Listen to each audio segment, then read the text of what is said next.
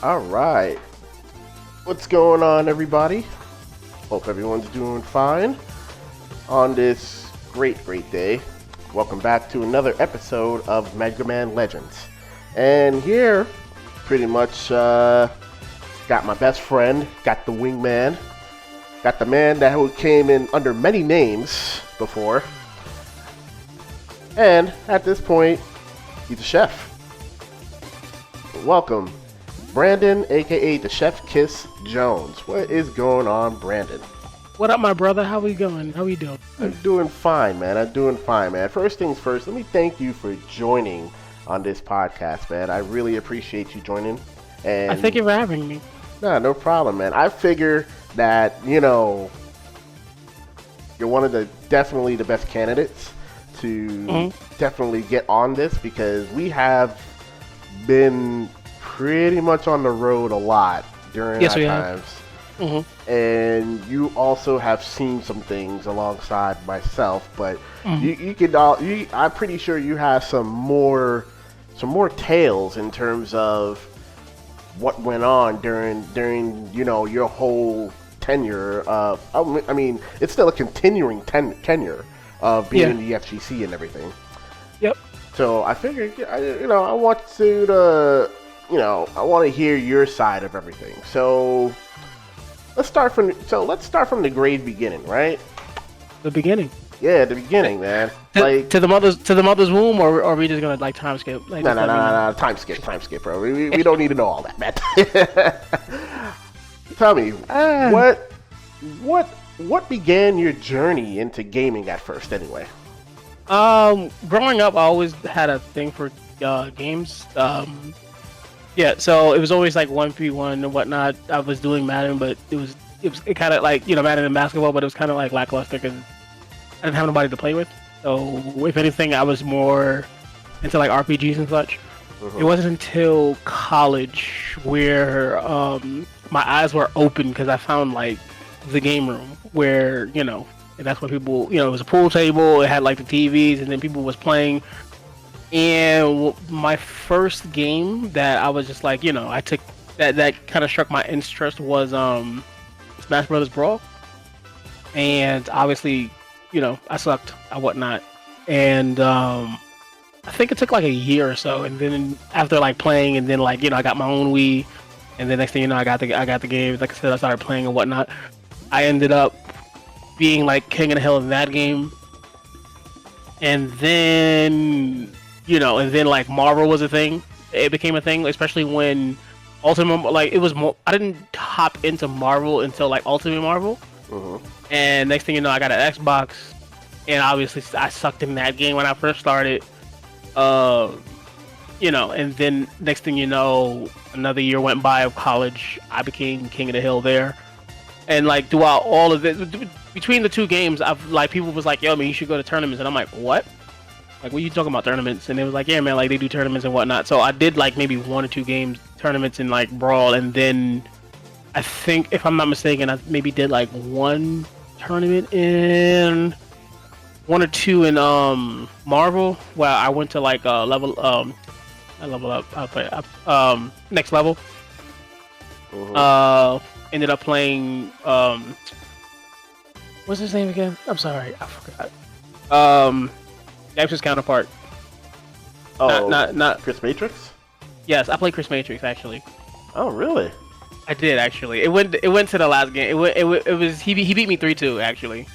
And I will never forget. Like it was, I guess he had some type of way because I was using Knife's team, which was it was Spencer, Virgil, Hawkeye, and throughout the whole thing, I'm just like, yo, man, what would James do in this situation? And it would just work out. And he would win. He literally like won that last game, and it was just like a cheesy grin on both of our faces, and then like that slow handshake.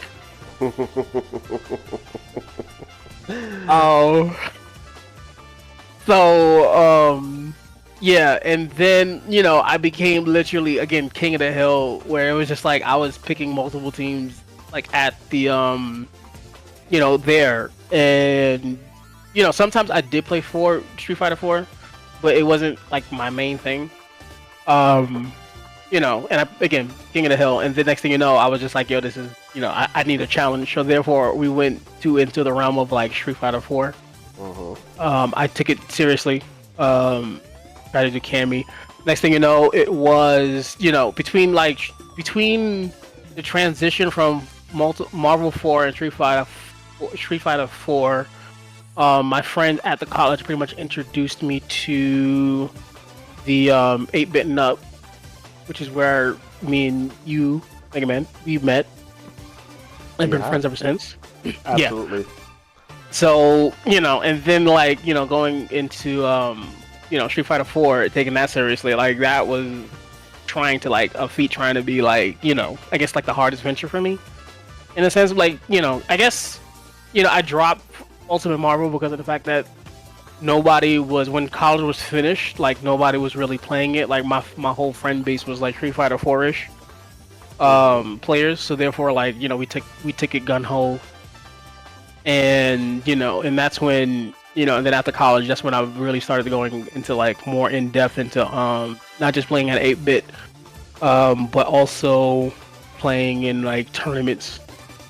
And from there, it was Street Fighter 5, and now we're at Street Fighter 6. Interesting. It's funny because when your story sounds very similar towards mine at Once Upon a Time. So I remember I did not discover pretty much 8-bit until I came one day with if you remember Glitch, and that's how I met you guys. But outside of that, it was funny because during the times when I was playing, I was in trade school. I was actually, it's funny, I was actually king of the hill in 2 games. I was king of the hill in Tatsunoko vs. Capcom.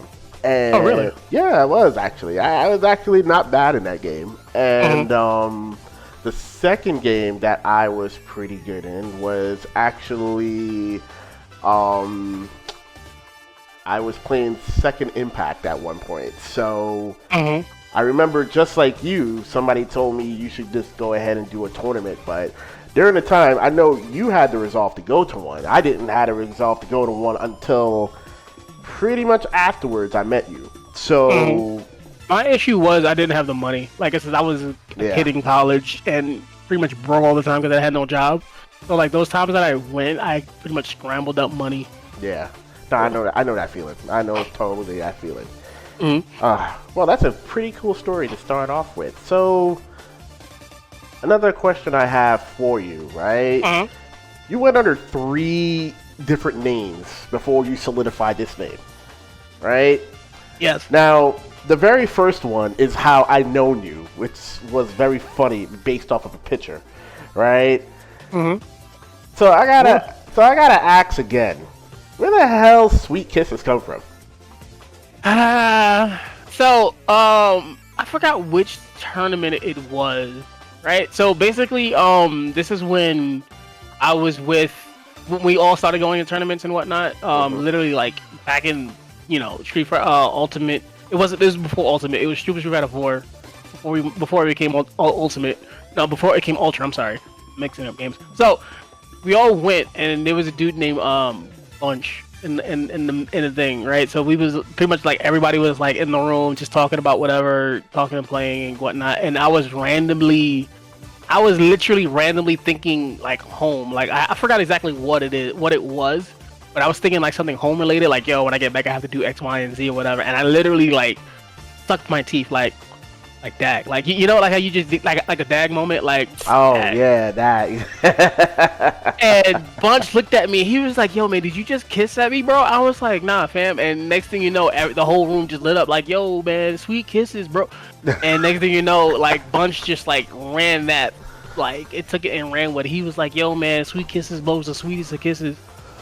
It was crazy. And literally speaking, half the FGC knows me by Sweet Kisses because of the fact of that one incident. They don't even know the reason why, but they just know me. I remember what was it? Shine is just like when I try to be like, yo, this is my new name. He was just like, yo, man, but I know you sweet quizzes, bro, and I'm just like, dang. Yeah. I'm just like, dang, bro. Like, and literally, if I go into like, a couple of FGC heads that know me, they be like, yeah, man, what else sweet kisses, bro? Like, they don't know anything else other than that. Pretty much. Oh man, that is funny. And the crazy part is, folks, the people that knows him as Sweet Kisses are like pretty much like one of the prominent players in New York. Funny, like Shine, obviously Bunch. There was like Glitch. Oh my God, Glitch, Ultimizer. Oh my God, the they name, all know it. the name, the list goes on. And the funny thing is, everybody just people don't know. Like you've had your run-ins towards them, especially like when it came to like casuals. Seeing them in tournament and everything like that. So not only that, even though the name, I ain't gonna lie, it's funny as hell how you had it, but you were pretty much also well respected as well, because not only because even though you had a funny name, your Cammy was pretty legit back then. So Was it? It was more so in Lena. I in my mean, opinion. well, so here's the thing.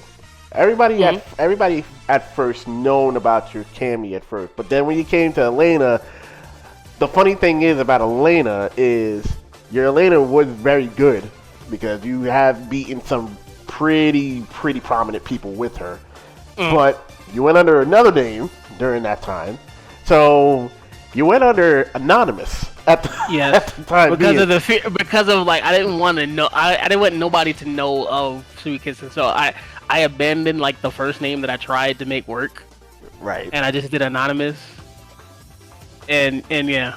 Oh yeah, so we're going to the Super Turbo, right? Yeah. So basically, like in this whole like identity crisis, I went by anonymous, and therefore like I just happened to randomly like enter a ST tournament, and I was playing Old Ken at the time, and basically my first match was this random dude I did not know. Like I said, I don't know any at the time. I didn't know any heads.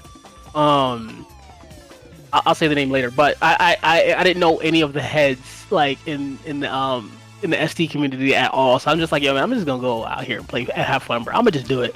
So therefore, I'm playing this like with this random guile player. To me, it's just random. And I remember it was like round start. I never forget how it started. And he literally just did round start, like Sonic Boom, walked up, grab, and I'm like, oh, we playing this game. I'm like, all right, cool, man. Like I got you. Like I understood everything. So. I don't know how, but we went to the last game, last round. Yeah. Am I correct? Oh, like, cause yeah. I don't know why, but like I said, I just knew what he wanted to do. Like every time he threw out a button, I just did like DP on him and whatnot. Like it just literally like went back and forth. And next thing you know, he won. And then like I said, it was another one of those like like looks and like that slow handshake. Mm-hmm. The same thing from from Chris Matrix and like that grin. Like, wow, and next thing you know, you looks at me when I got up, he was like, yo, man, you know who that was? I'm like, bro, what? And it was like, it turned out to be Mars Gotti. Yep. Yeah, and I'm just like, well, and it wasn't until like later that I actually got to know that, Mars is pretty much like the best guy in America. Yeah. In ST. Yep. It was pretty funny that day because when I told you, I think you had this blank expression in your face, and you were like, you kind of looked at me like, I don't know. And I was like, bro, I'm like, yeah. And then I'm like, at first, I didn't understood in terms of why you had a blank expression. But then I like finally, like years later, I kind of understood why. It's because, just like you said, you didn't know anybody within the ST community of yourself. You just came by to have fun. You had fun playing some ST. And I think you went 2-2 that tournament as well. So, you virtually did pretty well. And yeah, you kind of had some that set. You had some viewers, that was for sure. And and people did not know. People did not know to this day. I mean, Mars did say about it before, and Mars did say about it before. And I told him like, he doesn't really play this game anymore. Those days kind of passed now. Yo, I always heard that like, yo, man, Mars wasn't like no and like play you, bro. He always asked me about. I'm like, bro, I don't play this game. I was always on and off with this thing, and then I can never play Ken how I played back then, which is crazy to me. Which is I don't know why, but I don't know. Well, it's because here's why. One of the reasons was technically we don't like have an old Ken player in New York at the time being. Like we did have a Ken player, in Crossed, right? But he was new Ken. We didn't have like a really solid old Ken. And yours was like, yours is like building up towards there. So that's why, it's rare to say like, oh, somebody had an old Ken here that was really good. And you could be like, oh man, we need a training with them. But, during that time, you had them, but you kind of stopped afterwards. So, I mean, it is what it is. I mean, I did not expect you to really stay with ST, even though I know for a fact you respect it, which I do appreciate. I do respect it. If anything, the game helped me with like reactions and like a field-based type play in a sense. Like, because I remember, because again, I played it to better myself in Street Fighter 4. I would never forget. Like, it was to the point where anything I would react to in Street Fighter 4 because of how fast-paced ST was. Because I remember I was playing Dudley, and I was playing a friend who played Cody, and all he did was throw out a light kick, and I literally whip punish with like stand heavy kick into like a full combo, and he was like, bro, like I just did stand heavy kick and you punished it, and I'm like, bro, you moved. And he never threw out that button ever again for the rest of the set, and I was like, Dad, you ain't gonna just do it. He was like, nah, I'm done. He's like, I'm done. But if anything, I will say that game does help with like your reaction. Like if you're trying to beef up your reactions, like that game is pretty much like the go-to. Very good, very good. So let's see. We went through Anonymous. We went through Sweet Kisses. It was Krieg that I was trying to like uphold throughout the whole thing, but I was in the back and forth of the Sweet Kisses part. I was gonna ask, where did Krieger came from? Because Krieg, it's funny because Krieg to me, where that name came from, it actually came from a Borderlands name because there are enemies that are considered Kriegers, and then there's this one Krieg that turned protagonist at this point, and he's named Krieg. But educate me, where did Krieg came from? So, Krieg, if anything, the only person that actually called me Krieger was Fire. Shout out to Fire. But in terms of where it came from, back in Brawl, right? Street Fighter, no, not Street Fighter, I'm sorry, Smash Brothers, there was this player that I loved to watch. His name was War, right? And he played Snake in the game. Very flashy, very like methodical in his play, whatnot, and like whatever. Like he did always these cool things that actually worked, like in game, like in game matches. He did it, and I wanted like a name that had War in the name, technically speaking. So technically, before Krieg, it was called. I tried to go as Blitzkrieg, which literally means lightning war, in German, and don't ask me how I found out about that. Don't remember how. So as time progressed, like the name, it just became like I felt like the name was like very long for me. I just wanted something like to the punch and whatnot. So I'm just like, okay, cool. I can either go by Blitz or go by Krieg, and I didn't really too much care about Blitz, so I just kept Krieg, as the name. Okay. So that's where Krieg came from. Oh, interesting. All right. Well, very good to know about that. Now that I learned, and I learned a German name. So very good, very good, very good, very good. Okay, so we got the introductions out of the way, right? Now let's talk about your run, pretty much your tournament runs, sessions, everything. Like, describe to me what was your favorite tournament that you attended? Favorite tournament that you talking about like in terms of like overall tournament or just like my tournament placing? Overall, what's the best tournament that I've been to? Probably Combo Breaker. Back when Street Fighter 5 was a thing. Was that the second one when we went to, or the first one? I think it was the first one. Right. First one, because that was when literally like it was my really first time being in an international tournament. where everybody where you see where the people that you see on your screen is now like literally like in proximity. Like first time seeing Daigo, who obviously Lord Daigo is idol. Not right now because he's not playing my character, but um, basically it was very good for the fact that I forgot my placing, but it was to the point where it was shocking to me for the fact that I was doing casuals. Like number one, the venue was huge, like more than I can possibly think. And then on top of that, Kamaruga was amazing for the fact that not only did it have like setups, but like obviously like the tournament setups, but it had like casual setups. And I ended up playing two people because of who I played. Because again, I fashioned like my style after Daigo. I literally studied him to the point. Mhm. And so I was like a Guile main at the time. And I remember like I lost twice. I lost in casuals and I was getting up, and next thing you know, dude comes out of nowhere and he's like, "Yo, can I play you?" And I look up, it's Jin. So he's like, "Yo, I want to play him, man." And the guy was like, "Seriously, I won." No, he's like, "I know, but I gotta fight Daigo." And so, so like literally, so he plays me. I think I took like maybe 1 or 2 games off of him. I did lose the set ultimately, but like it was such a confidence booster. And then it was another scenario where I'm getting up again because I lost, and the dude was like, "Yo, man, can we play?" And next thing I look up, it's Itabashi. And the guy was like, seriously, he's like, "Yo, man, I gotta play Rob TV," who also played God at the time. So what made it funny, what made it interesting for me was the fact that I don't play like Robert TV. So therefore, like Itabashi, I saw him on the main screen. Itabashi lost to Rob TV, but however, I kind of did play at Daigo at the time, and Jin ended up beating Daigo considerably. So I'm like, yo, so like for me on the inside, I'm just like, yo, man, I helped Jin play, beat Daigo. So that was like that was a plus for me. Weird how that offsets the fact that you helped Jin win, but Itabashi lose because of not because of it is because of play style.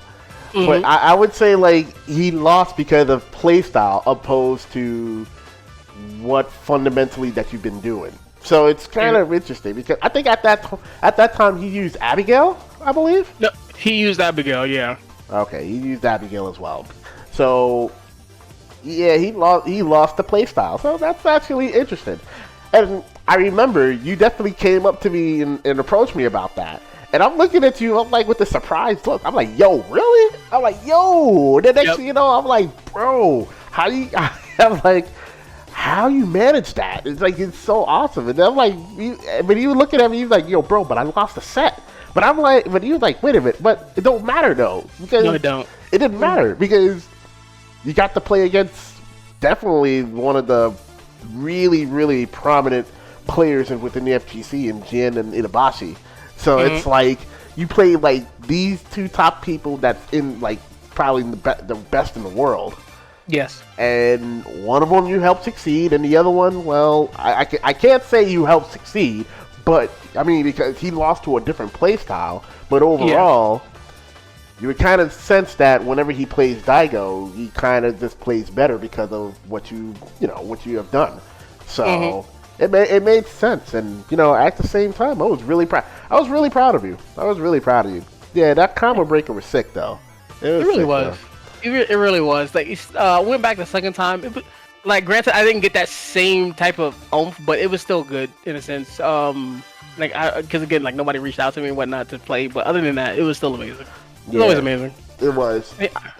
I mean, during that second one, was that the same run you was with Guile, I believe, right? I think I still played Guile both tournaments, if I'm not mistaken. I didn't drop him until Rose came out, and that was like about a year or two later. Yeah, I remember that. And yeah, that second one. That one was like funnest. I think it was worse because again, like that's when they actually nerfed Guile bad. Like I got sick of the fact that they just kept nerfing the man. Like he couldn't reign. Like they would nerf him. The next thing you know, the next patch they didn't buff him or anything, but they nerfed everybody around him and they nerfed him again. It was just getting annoying to me. I was trying to stick it out, but yeah. But I remember that second time it was bad because again, like that Birdie Guile matchup was just horrible. for Gaio. Like literally, it was probably unwinnable, in my opinion. I got you. Yeah, it was still memorable because we still met a lot of people. I mean, at the time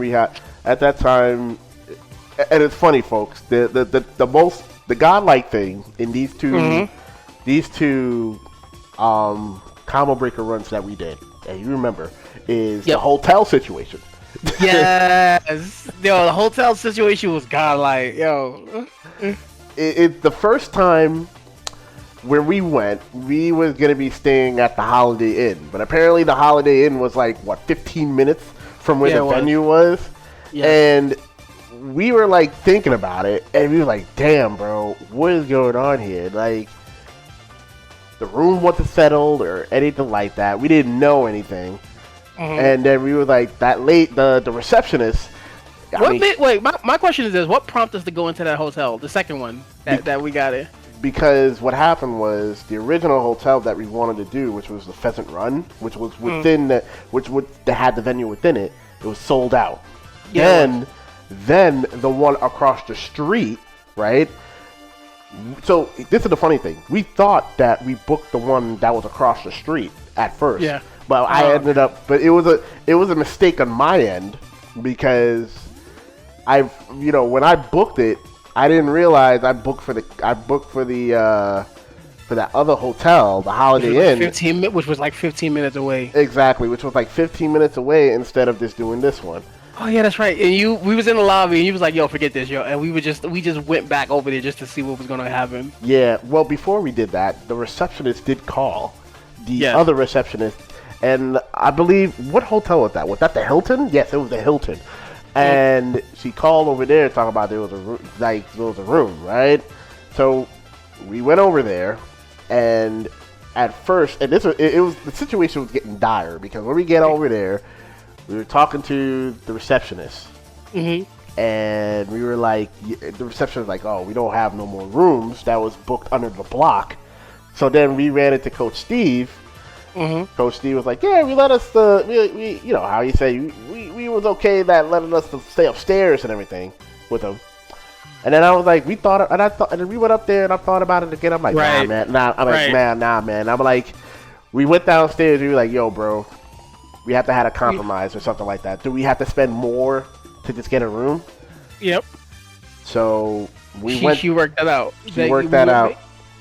And what was funny part the funny part was, out of that whole scenario, was the fact that when we went to her, we was like, "Yo, but we got this we still got this like reservation at this other hotel." And she was like, "No, I'm gonna call and get y'all canceled. Just say it was a mistake." Yep. So she was like, so she called. Here's the funny part out of the whole scenario. So she called them to say like, "Yo, man, they were supposed to come here, and it was it was a mistake. Can you are you able to like cancel the reservation without any penalties?" And next thing you know, she was like, "Yo, a guy with the fro. Yeah, no, it's not him. It's not him. Yo, the dude across, yo, man, your fro has gotten into a lot of issues like over the years. I'm not gonna lie to you.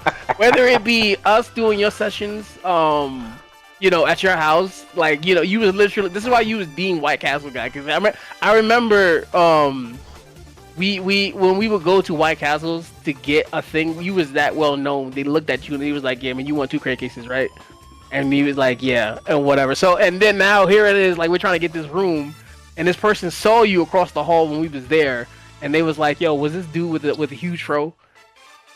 And she literally was like, "Yeah, no fro, not him." I know. I was just like, we just looked at each other, just like, "Yo, wow, oh snap." That was godlike. And then the best part about it is we got a suite room. Yes, we did, for the same price. For the same price. Room. As a regular room. Yo, and then, when we got up there, the first thing we did was we did a video chat with the group chat. And then we was like, "Yo, look at this room. This room is sick, bro." It really was. And then the amazing part is we ended up landing that exact same room the next year for the same price. Oh, you remember how we got that room the second time we went? Forgot. I could tell you how that happened was when we went. We went there, different receptionist, right? Yep. We went there, and this time, by the way, we booked it correctly folks. Yes. We booked it correctly. What happened was when we got there, lady told us, "Oh, sorry. I think somebody else gave away your room." And we were like looking confused, and we were like, "Wait a minute, how somebody give away our room just like that?" And then we were like, "Listen, we booked here." I'm like, "We're not paying for anything else." And the lady was like, "Oh, but I could there's somebody's leaving from the suite room, and we can book you there." And we looked at each other again, Yep. and we were like, "Yeah." And then you know what's the irony about that too? It's the exact same suite room where we got that last year. So it was crazy. It was wonderful. It was wonderful, and it was crazy because the funny thing about it, it's the exact same layout, the exact same way, and we call the exact same bed situation at the same time. Yeah, we made a group chat like, "Yo, this is what we got, fam. This is what we got." Yeah, and he's like, "This is what we got." It was just us. And the funny thing is, it was just it was us. It was a third person. It was a third person. Shout out to Sprite Mix.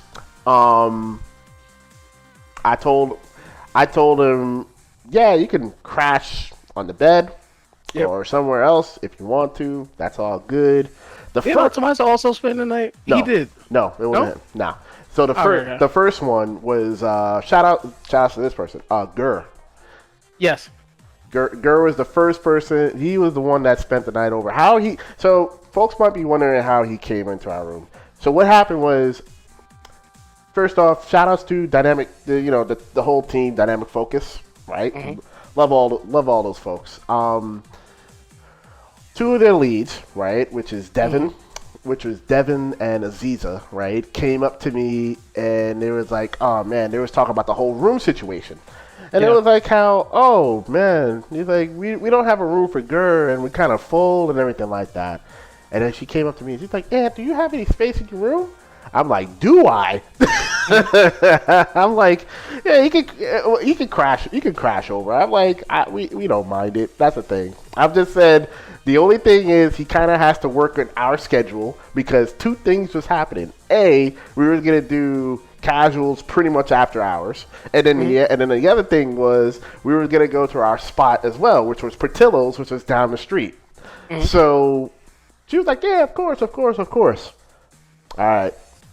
He spent the night with us. We got to know him as well too. Really humble person. Really humble. He really is. He big guy, but like, man, very soft spoken. Very soft spoken. Really cool guy. So shout outs to Gur if you hear this, man. Shout to you, man. Yeah, man. So Common Breakers, definitely Common Breaker 1 and 2 where we went to is your favorite tournament. Mm-hmm. So tell me something. What are your like? I want to know from your own story, right? In terms of like pretty much the challenges that the challenges you went through to kind of, I want to say, get up to the level that you're at this point. Mm-hmm. So what are those challenges that you had to go through in order to get to the level that you're at, pretty much, for you to compete in the tournaments? That's what I should say. What challenges besides the money issue? It was just, I guess probably challenges to get there. Repeat the question one more time. Rephrase it. So, what are the challenges that you endured? Pretty much like how for the tournaments that we went, right? Mm-hmm. What were the challenges to get up to the tournament to do well in pools and all that kind of stuff? Oh, okay, so it's pretty much training. I feel like personally, it's not, because again, between work and life and whatnot, it can be hard trying to like, do well and just play. So I guess like it's probably just trying. It's like the work ethic behind the game is trying to like trying to find like good sparring partners and whatnot. Because again, like at the end of the day, rank can only take you so much. So it's trying to like make the best out of the situation that you have. So I can probably say like a lot of in that light, it is probably like me following the teachings of Zaffarino. Shout out to him. He's probably like the main. Trash that he is my main, like probably like the main teacher that I have for like in terms of Street Fighter or whatnot. I remember, what was it like? I had my great because of him. Like I would say, like probably my best run per se was at DTN. Mm-hmm. Was I think it was 2019 DTN. I think it was when we was in the city. And basically speaking, like leading up to it, I literally just like practiced what he practiced and whatnot. Did what he did with like he was playing Sagat at the time. It was Street Fighter 5. He was playing Sagat at the time, and I was playing Guile. So I pretty much like had to figure out like how I gotta translate what he was doing into what I was doing. And I remember like the turnout, like I said, because in between that I was doing that, and then I remember we did the Philly tournament, to which I did well in. Yeah. And then like I would listen, and I knew it was like the results of my training was paying off because between the Philly tournament and then like the actual DTN tournament, people was watching me play, and they was like, "Yo, man, your guy is mad clean," and it's like mad good. Even to the point where what was it? Chris G was actually watching me play this like random Bison player, um, you know, off of whatever, and it is just like. Granted, I did lose the Urian. Like if I would have beat him, I would have played Smug. And I was pissed, but other than that, like it was good. I lost to Justin, like round 1, and then like, yeah, I ended up losing to a Urian player after that. But like I said, because of like that worth ethic and then that training regimen, like I ended up, I can honestly say that was like, probably like my best run, in my opinion, anyway. Yeah, I remember that tournament. I was so proud of you that tournament, man. You kind of went there, you showed out. I mean, you definitely got the. It's kind of funny. Alongside the anonymous name, you kind of just went out there and got the whole recognition in terms of this tournament. And I mean, your guy was clean. I mean, it was very, very frustratingly clean. So Not frustrating. it was frustratingly clean, man. So I was like really proud. I was really, really proud of you that time. You know what I mean? It was really good. So would that tournament be the most memorable one, or you have a different memorable tournament that you've done? I had a couple. Basically the one I think you're learning too, but anyhow, because you know it too. But basically, it was way going back into the timeline. It was back in Street Fighter 4, where Street Fighter 4, where it was what was it? It was before DTN, before all of that. It was Last Man Standing. Shout out to City, where he did so pretty much it was like a round robin event, like the first real round robin type play in New York, anyway. Yeah. And I ended up, and people don't know this, and I'm pretty sure when I say this, they're not gonna believe me, like when I say this, but I ended up playing Zeus, and I ended up beating him like 3-0. Yep. Like clean, like it was a clean thing. Like I remember the first 2 games he went to, he tried playing Bison. Like I literally outlaid him the lame guy, which is crazy to me, which is literally crazy. And then that last game he played his actual main Vega. Like granted, I do say like he kind of dropped off when Ultra Street Fighter 5 hit because I was playing Elena at the time. But at the end of the day, a win is a win. Like no shade, no shade, and not trying to like puff up my chest. Because when after that happened, everybody was trying to find me, bro. Like who is this dude? Like it was funny because Sanford was like, this dude beat you? Yeah. And he was like, I want to play this dude right now. I'm like, bro, what? Like, my man would literally, I would be in tournament show. It was like the next DTN that happened later that year happened. My man would try to fight me. I'm like, bro, I'm in bracket right now. Like, why are you trying to play me, Sanford? And he was like, nah, man, we got to play. Like, it was crazy. Like, people couldn't believe that. Like, I beat this dude. And next thing you know, in that tournament, like, Zeus came back up to me, tall guy, bro. Man had to be like 6'3". Like, and he was like, yo, man, how you do, bro? In the tournament, I'm like, yo, what? You talking to me, bro? Like, what? Like, who are you? It was crazy. Like, I don't know. That was probably like the most memorable moment. Oh man.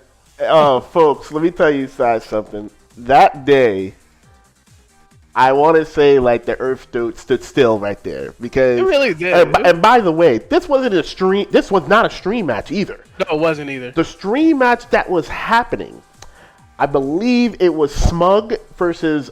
Oh man, I think it was Lazy One. It was Smug versus Lazy One that was happening over there. This was a side match. Everybody was looking. And bro, let me tell you. Everybody was looking, right? Because what happened was, if you remember, that was the same day that we had that. Remember, I brought the beta over there, Yes. and I told That was the same day. it was the same day. Oh snap! It was the same day because I remember that day because when I said I was gonna bring the beta, because the funny thing was City, and shout out to City. City was the one who asked me to just bring it anyway. So during that time, I just like, for those that don't know, is the beta of Street Fighter V. Yep. The beta of Street Fighter V. What a time that was, by the way. Yes, it was. We're going to get into that just now. So people went there and watched everything in terms of what was happening.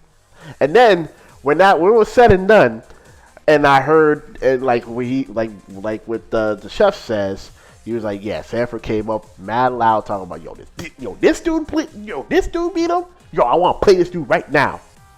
And then you came up and approached me. He was like, yo, Hicks, man.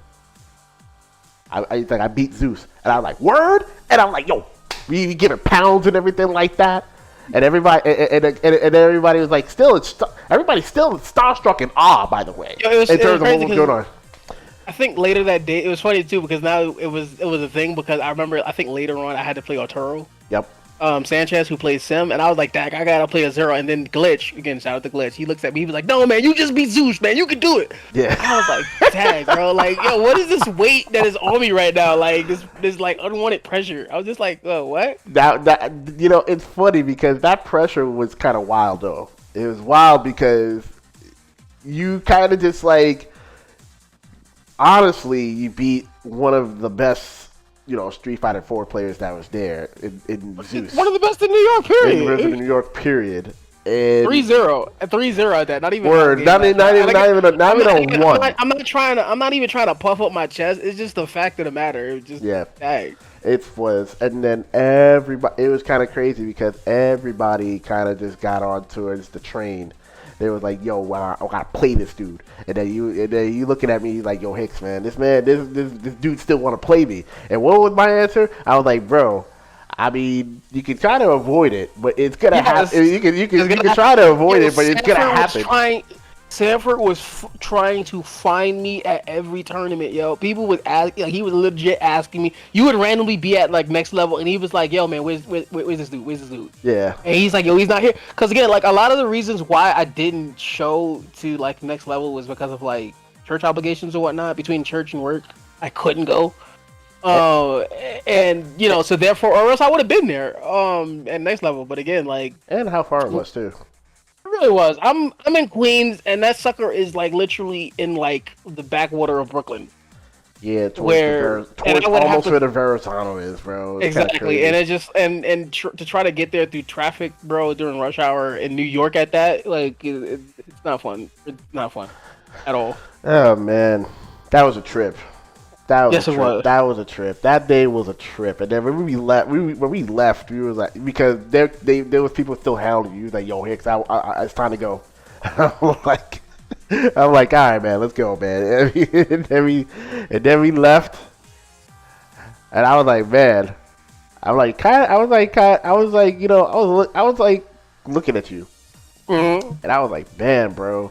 I'm like, You had this look of astonishment, just going, and it was like astonishment and everything. And you didn't place too bad, actually. That was the funny thing. You didn't really place too bad either. But it's funny because folks didn't understand during this time, right?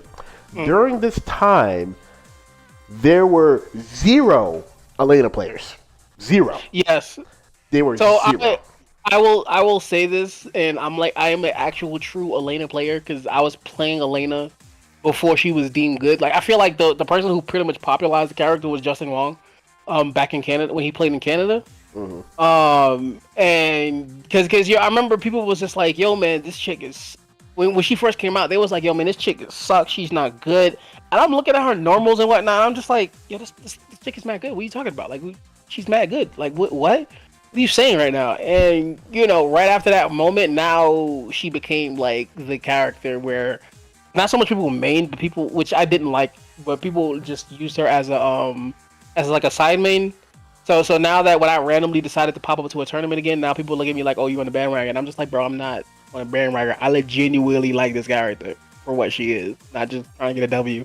Like I'm attracted to top tier. Like I have a history of like being attracted to top tier characters. Like I'm not even lying. Before I can even realize, before it's deemed like, oh, they're top tier. Like you know. Oh man.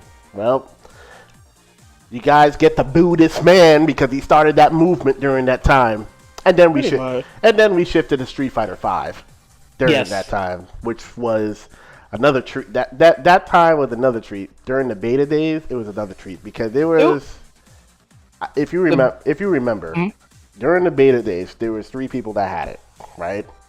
Yep. There was well, if you want to count like in boroughs, there's 3 boroughs, right? Yep. There was myself, was in Brooklyn. There was Coach Steve, Bronx. Yep. Then Long Island boys. And then Long Island boys, right? There were nights that I would hold session at my crib, right? And by the way, this is not weekends. You talk about weekday, like after work and everything like that. And people, you guys came over, especially Mr. NY Tega himself. Yes. He was the one that. Was it more easier for him being that he also lived in Brooklyn? He lived like what? Maybe like 20 minutes from me technically. So it kind of made if it were by public transportation, it would be 20 minutes. If it was by car, it's like literally like 5-10 minutes of itself. So it made sense that he would come over. I was just annoyed as hell because it's a weekday, which was a work day and everything like that. So it was like, damn, dude. But if people don't know, he was technically the first person that did the whole stun gun combo, pretty much. And if you remember the stun gun combo, pretty much, right? Where at the time that killed Cammy in 2 seconds. Well, 2-touch, pretty much. Pretty much. Yeah, and 2-touch. So basically, 2-touch Cammy sequence, basically, because at the time, I think Cammy had how much health? Was it 800, 850, 900? One of those? I think it was 950. It was 950. Yeah, it was. It's always been 950. It was always 950. Yeah, it was 950. So we did that. I went up to 975, but yeah, 950. Yeah, man. But yeah, take me through the beta days. What was that like? Beta days was probably like fun and innocent before we actually knew what the game entailed. Yeah. Basically with the beta, well, was Karen? Yeah, Karen was a thing. So like, I pretty much played everybody. I was gravitated towards Karen. Yeah, like if anything, like Street Fighter V back then was probably its funnest, more simplistic times. Yes. Before like anybody. Yeah, before everybody really figured it out, and like it wasn't until like towards the end when we figured out it was like 7 frame of lag and whatnot. Yeah.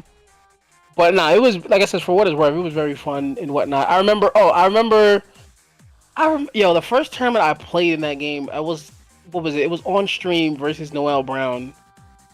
Yeah. And it went again. It went last game, last round. I was pissed because I wanted to do, I think, an overhead. It was either overhead. No, I wanted to do a stand medium kick, and I actually accidentally like missed it. It was either that or overhead, and I missed it and whatever. And then like, it went to last game, last round. He was playing Vega, and next thing you know, he won. And my man popped off, walked off. Yeah, I was salty.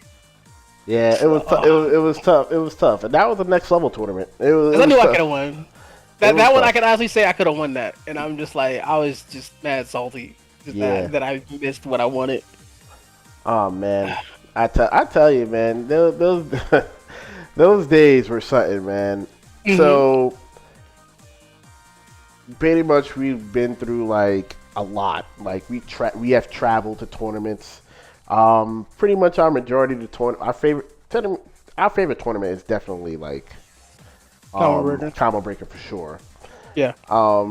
The one that we went to the most would be Summer Jam, or NEC. Between Summer Jam, I would say Summer Jam and DTN.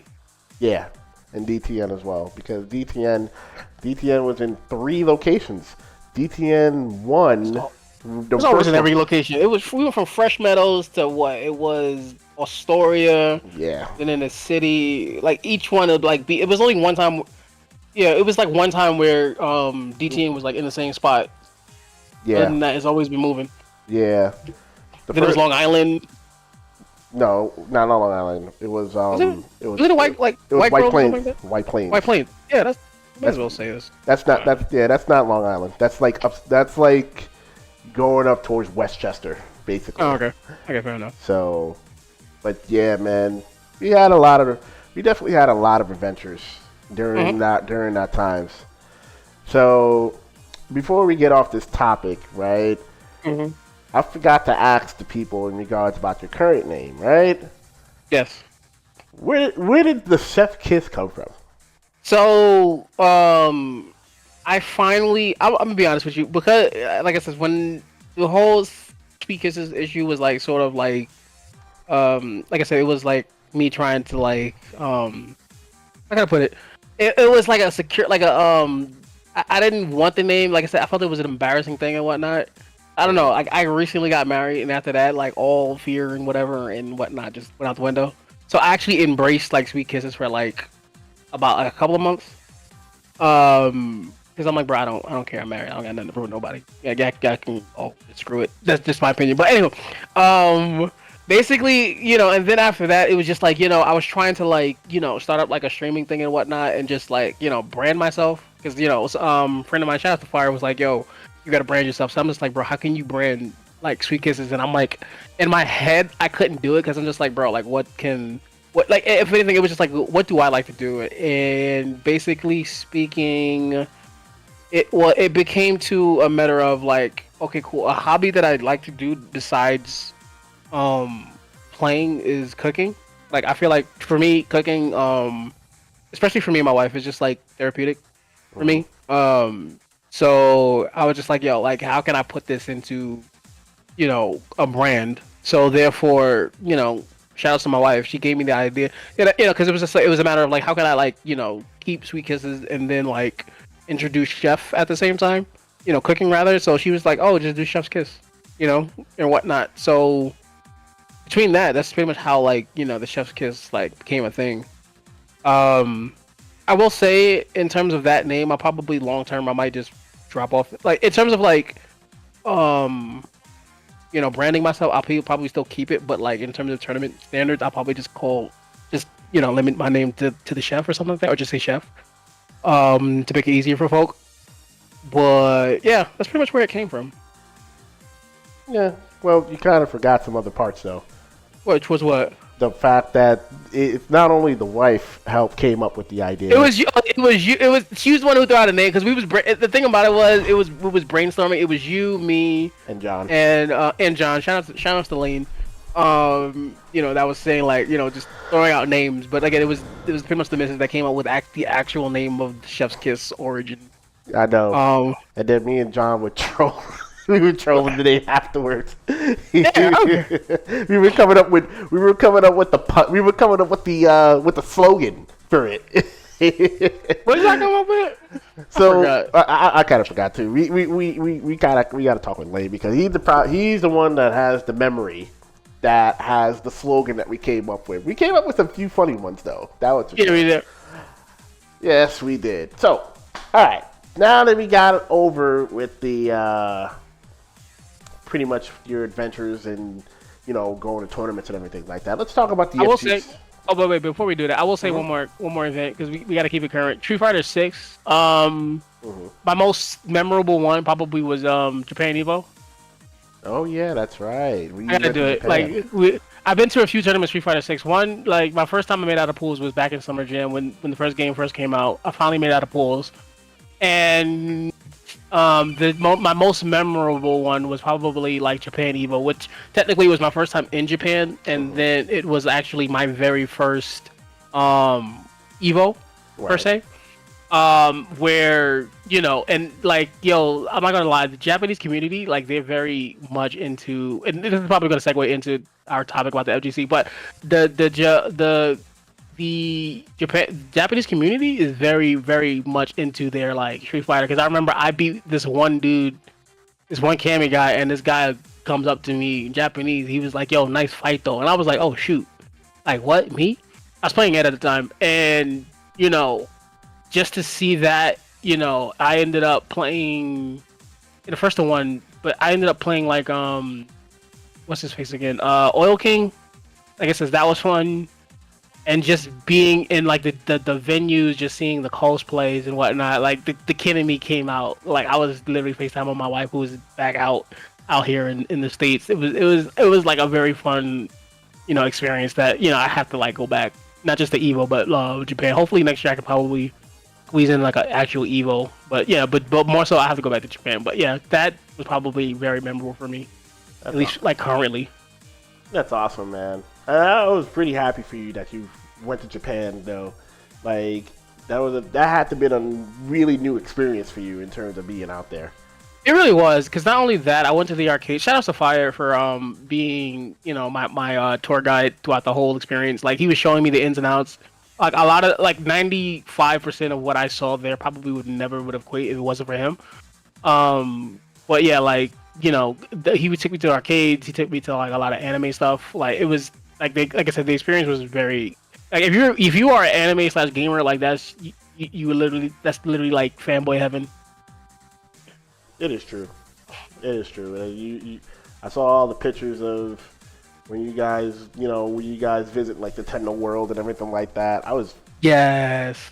I was pretty jealous, but I was pretty happy though. Mad dope, much go. Like I said, but now that we kind of touched on that, let's talk about the FGC, right? Now, of all your adventures, right, yes. that you within the FGC, right? Tell me, what do you think? What do you think is?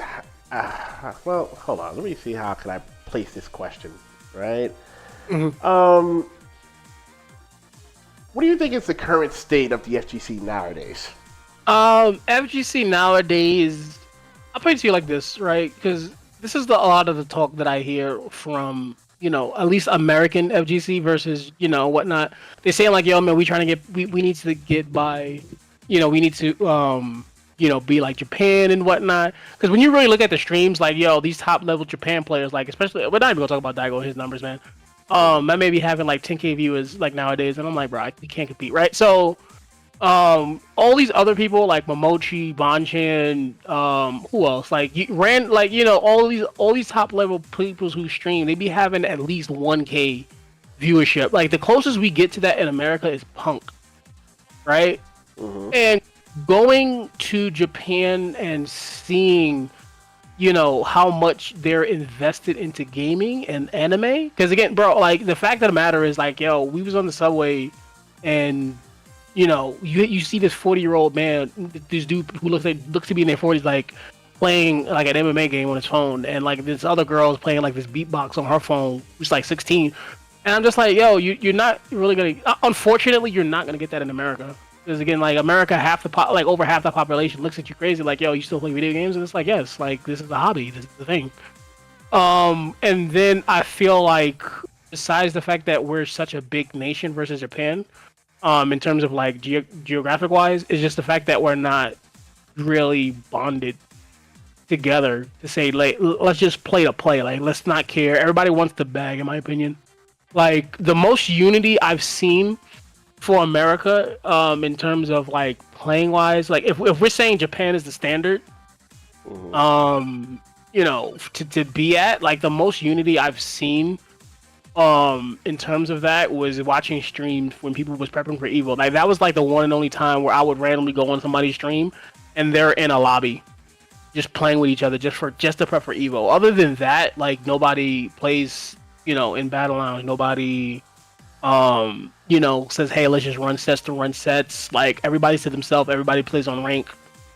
And I feel like we're slowly going back to that mind frame. Like I feel like that was just like a one and done type thing where, we got this lobby here. Like regardless of the fact whether or not it's just like, just for top level players. If it's top level players, fine, okay, cool. Like you gotta earn passage just to get in it. But the fact that it's not enough, in my opinion. Everybody, the main weeklies is what TNS and can opener, right? But like I feel like we're trying just to win a couple of $100, $100, $200 there, just for a moment.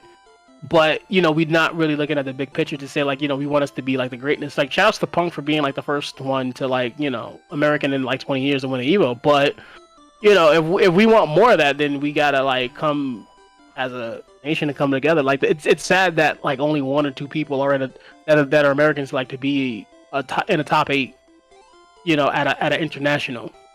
Like it really is. Like we say that we want to be better, but like we're not going to be better unless we get rid of the notion just to try to like be the best by ourselves. Because again, when you look at Japan, like they're always doing something together. Like they don't care. Like they be running sets. Like they still do rank, but then I was just looking this morning. I was just doing I forgot his name. But anywho, it was a Japanese player's stream. He's known, but I just forgot his name at the moment. And Fujimura. He was doing a stream, but like yes, he was streaming, but he ran the lobby of like legend player, like master slash red legend rank players, and was just playing. And it's just like you just have to have that mindset. Well, that is an interesting dissertation, honestly, because I had that same feeling, and we would talk about it a lot, by the way, in regards about this. I would feel like, well, one of it is definitely infrastructure because we're so spread apart, and not to mention each state has it's like each state has its own it has its own scene that's going on there. And the funny thing is, in regards about the U.S. SGC, is within each scene, it's striving for the exact same thing. But the problem is that I want to say there's no unity whatsoever in terms of we know what we're after, but then we still have this whole test of time gatekeeping in terms of what's happening because there are still like professional players that, I want to say they began to try to open up towards other people in terms of learning some stuff. But then at the same time, it felt like, well, all right, they tried it out for a week and it became short-lived because now you don't want you don't want Bob or Sally to just come and pretty much beat you in tournament or in pools or anything like that. So it's the thing about it is, all right. But the thing about that is, people trying not to like keep their things to themselves to not lose. But my thing is, if you get figured out, it's gonna force you to figure something new out, and that's where the growth comes in. Not necessarily holding your tech, but to show that you can make something else. Right. That is true. But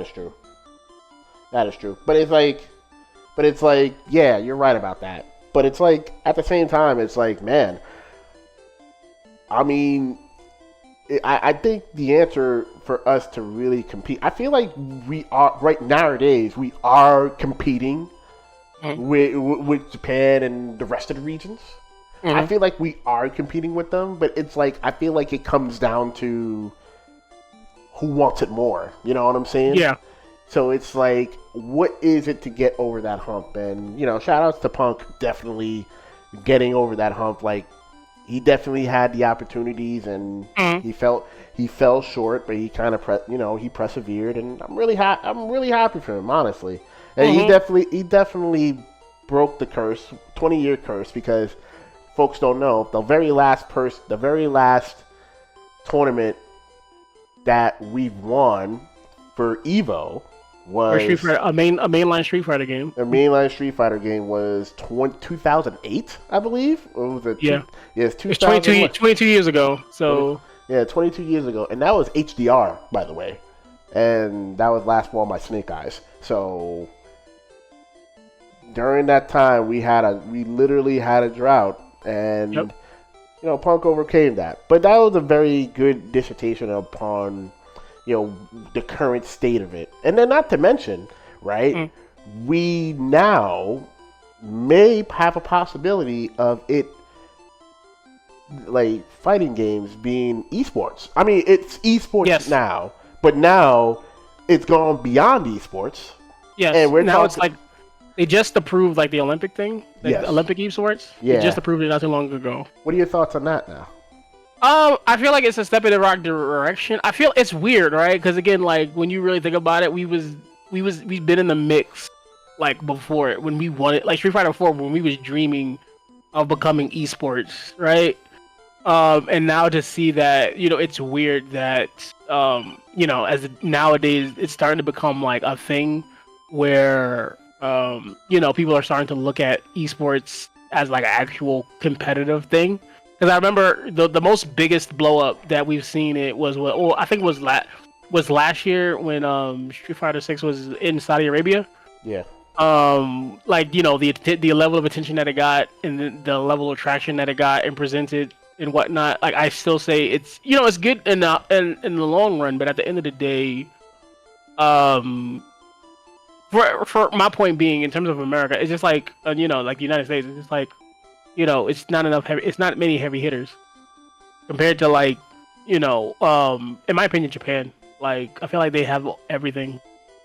Like but going back to your thing about esports, like I feel like it's weird because I figured, and I understand the reasons why, but I feel like it's weird that it pretty much had more traction at this point than FPS games, like first person shooter games.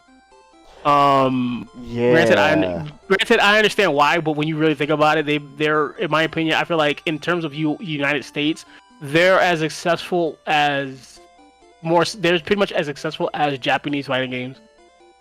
But to say that we're gonna see this as like a esports type thing, no, that's not. I feel like that to them, I don't know. It's probably like a slap in the face, but I feel like that's an amazing how we kind of like leaped over them in terms of that type of recognition. Mm-hmm. So. Yeah.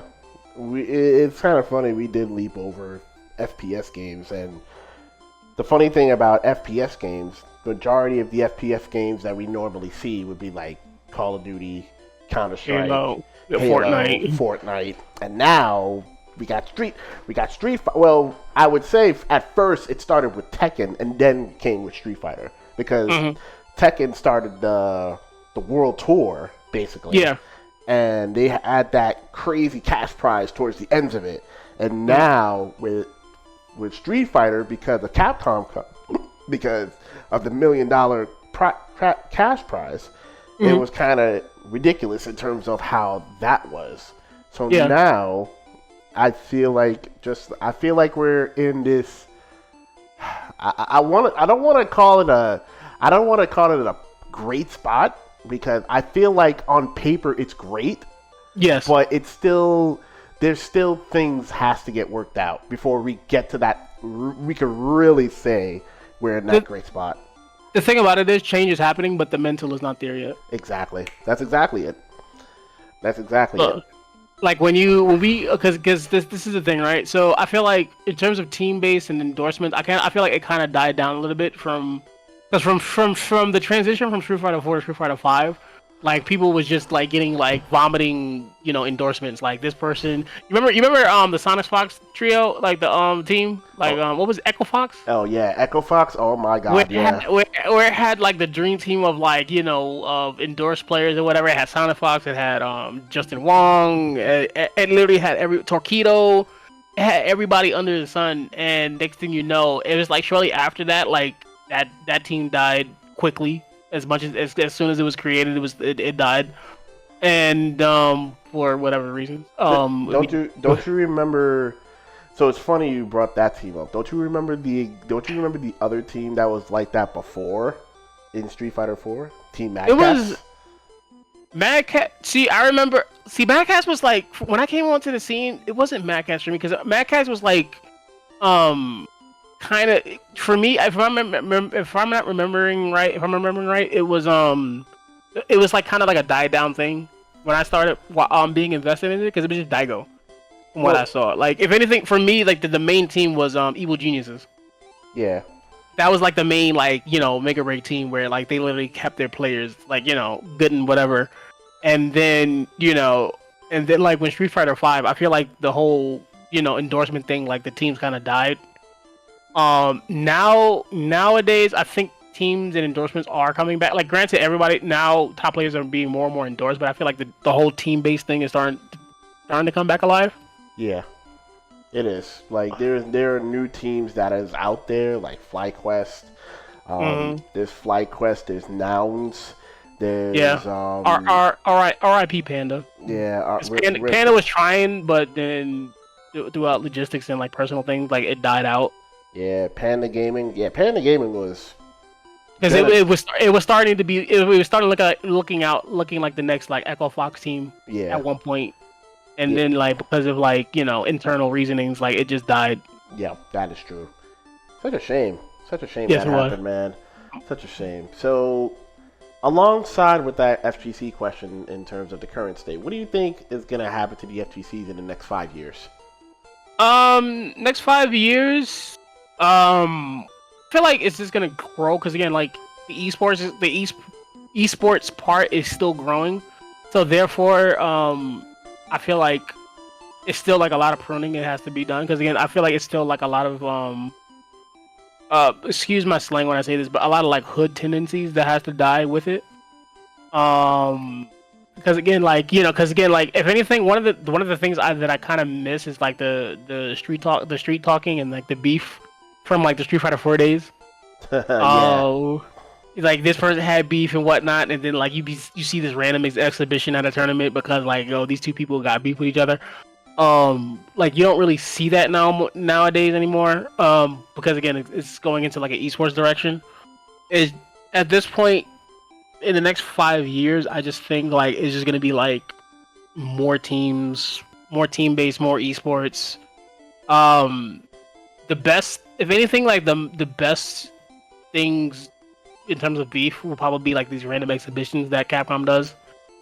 yeah, Um, but yeah, like it's just that like, and sad to say, I feel like it's just we're in a state where online tournaments are a thing as much as everybody hates the idea. Because again, like more and more Capcom is like doing less of like on offline qualifiers, and then when you really think about it, logistics wise, it's hard to nowadays with like inflation and whatnot. It's hard to like stage an online or offline tournament versus just doing an online tournament because because you got to book the venue, you got to get the hotels and whatnot, and venue fees just be just as pricey as the admission fees and whatnot. So it's just like logistics wise, I can see why. hmm But yeah, I feel like it's just turning into like a offline, online rather, you know, means of like play like in the next 5 years. As much as we don't want it, like that's pretty much where we are at this point, and where we're more so heading. I feel like COVID kind of pushed that in the direction where like offline is becoming obsolete, unfortunately. It's just like only like a local tournament and not so much, not necessarily like an online, a major type thing, which yeah. which is kind of sad to me. It is, and folks that's out there, please make sure you support your locals Like, because yeah, like granted, like it's very convenient, but from a person who has been to multiple tournaments offline, it's just a different energy to just actually be in like the midst to see who you're looking at. Like to be salty at the guy sitting next to you because they woke up DP. Like I remember I played this Ed player in Street Fighter 5, man, and he won. It was last game, last round, and my man woke up DP, bro, and it was just like the awkward look at his face, like that I had, that he did it, and I'm like I can look into the whites of this man's eyes, and it's just like you can't really get that type of feeling and that type of salt, offline, like while you're doing an online tournament. oh And man, then that fight and that correct, because I can only imagine the hype that was in that auditorium when Evo took place in grand finals. Like it's really a different, aura. that is It true. just and then just streamline, then watching it on a stream. That is And true, man. I say this: if you haven't went to a tournament before, like start off at your locals and just go, just to get a hit, and then if you can and you can muster, try to do a major just to see what we're talking about. That is true. I mean, take it from the chef right here, and take it from me too. I mean, like we said, we traveled a lot, and we seen it, and the energy is pretty incredible. Like it's first when you first go, it's a lot to take in at first because couple of things is running through your mind.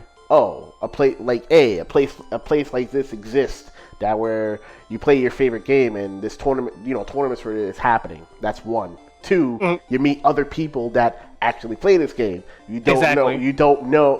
The thing is, you meet these people. 9 times out of 10, they're very welcoming. Exactly. And this is where you get this is how you get your community, that is the fighting game community. Like, you go out, you meet people, you talk about the game, this is how, my main, I'll say this, like, going to 8-bit, like, this is how I got, like, my main set of friends, like, between Hicks, Lane, Fire, Reg, Joe, like they now Roberto's in the mix, back in the mix, like it's all from fighting games and just going out to these events and sessions, getting to know people. So now not only do we fight via video games, but like we do real life to each other. Like this is how you can get you meet new people, like make new friendships and whatnot. Like this is it. Absolutely, folks. So that's why it's very important to, like you said, start off at a local and then go to a tournament afterwards, and then you'll see exactly what we mean by it's a different aura when you actually go. So that is important. So, all right, now we reach towards pretty much the end, right? Yep. Mm-hmm. So we got like a couple more questions, right? So go for it. Tell me this. Mm-hmm. Do you have any short-term, long-term goals within the FGC? Right now, to be honest, is strictly I'm kind of at this moment, the time of recording, and before I don't know if people are gonna look at this, but again, the time of the recording, I'm in school right now for my master's program, so I'm like on and off playing. I'm not really playing like I want to play, but short term is just, again, obviously to get better, but like long term is probably to win a local, and then I already made it out of pools, but in terms of like major wise, it's probably at this point to make like top 32, and then after that make top 8. But yeah, it's just to, obviously short term is to always get better, always improve, try to figure out the next thing to like to practice and whatnot. But yeah, long term is to just start getting more W's. Because again, Street Fighter 6 just came out. We're at the year. We're in the middle of like year 2, and my first year, my whole mentality was like get good now. And now I'm like trying to like start to transition into like a winning mentality, where I just want to start winning and like getting high in rankings and placements wise, right, in tournaments, right. So yeah. So especially when I finish school, I'm gonna definitely start like playing in more tournaments more and whatnot, getting that XP, and hopefully I can like get a W somewhere. Well, speaking of somewhere, do you have a specific place in mind that you want to get a W in? Like any future tournaments that you want to attend to do it? At the current moment, I don't know. I think I'm pretty much done for the end of the year. Because again, I don't think I wanted to go to. At the time of this recording is 2024. So I wanted to go to Summer Jam, but I don't see anything of it. So so therefore, like I think that's kind of scrap. So I gotta wait till next year. And I'm a travel nurse, so therefore, like I don't really have. I think there is a local, but I'm too busy between school and work, whatever. So like when I stop with school, then I can find the local that I'm in. Because I'm a travel nurse and I'm soon going to be settling down off of that. Mm-hmm. And where I settle is I'm going to try to see if I can find a local scene there to go to. Right. And then try to, be king of the hill over there. Mm-hmm. And whatnot. Okay. I see what you're saying. Mm-hmm. Well, tell me this in mm-hmm. regards about community-wise, right? Yes. You've been in the community, but mm-hmm. you've been in the community. Like I said, we've seen things, experienced things. We traveled, learned a lot. What impact for you, right? for you yourself, what impact that you want to bring towards EFGC? That's my question. Um, just to have fun and to pretty much do what you love, like and have fun while doing it. At the Yeah. end of the day, just if I'm playing or whatnot, to be approachable, not to like, because again, like there are people, there are like top level players where you can't really. Not only like are they like not approachable, but even for the ones who are approachable, they can't really articulate anything if questions are asked. Mm-hmm. So to be able to be like that person who's approachable and able to like at least put you in the right direction so that you can be greater. Because again, like at the end of the day, yes, you want the W, but bigger picture is it's just like, okay, cool.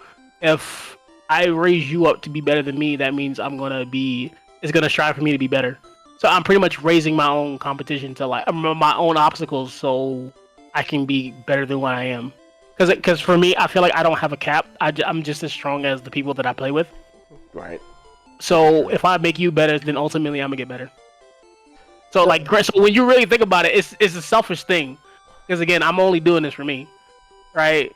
Yeah, yes, it's fun, whatever. But when you really look at it at the core level, it's technically selfish. Because again, like if I make you better, that means it's gonna like make me salty if I lose, and now I'm gonna have to go back into the lab and figure you out because you already figured me out. That is true. And that's how it should be. And that's how it should be. It is true. That is very true. Like I've learned that time and time again. Time and time again, regardless of what Street Fighter I play, I've learned that time and time again. And it's important because sometimes if you feel like you're at the level where you keep constantly winning, you get too full of yourself. And then the fact that how you get figured out and everything like that, just like you said, you get salty and then you think, oh, well, the whole world's crashing down. But in all of honesty, it puts you back in the lab and then you just have to fine tune some more stuff, which, to be honest with you, I feel it's always an amazing experience to do that. So, always remember, and just like you said, there's no cap. So always remember, folks, that there is somebody out there that is better than you and can punch you in the mouth, but you just have to take it, go back in the lab, and just improve. That's pretty much the moral with that one. You just go back and improve. That's all you got to do. Exactly. And that's one of the reasons why I feel like Japan is strong. Like, granted, is it the strongest region? As a whole, yes. As individual players, questionable. But again, like if you really look at it, I feel like I automatically look at Japanese players and off rip, the stereotype is like, yeah, you're already mad good. Because again, like not only because again they literally like play to learn and to grow. Like that's their main goal. Like it's not about because obviously speaking, because of their culture, they can't really like do tournaments based off of money. Right. So it's not really a money thing for them. It's mainly to play for like honor and just like praise and whatnot, and just So therefore, it's just like they're not just playing to just win, but it's like, okay, cool, let's work on it together so that we can be good together. Absolutely. Type thing. Absolutely. If everybody as a whole, and this is just not just in the United States but around the world, if we all adapt that mentality, then the sky's the limit. That is true. I mean, you're right. The sky is the limit. It very is. So, given that you said all that, what would you tell? Given that you said all that, what would you tell the new? I want to say like the new breed that started to compete. What advice you would give them? Take your L's. Learn from them. Like you're gonna lose a lot. Like don't feel the type of way. Like everybody had to lose at one point. Mm-hmm. Even every top level player can tell you that before they started winning, they lost.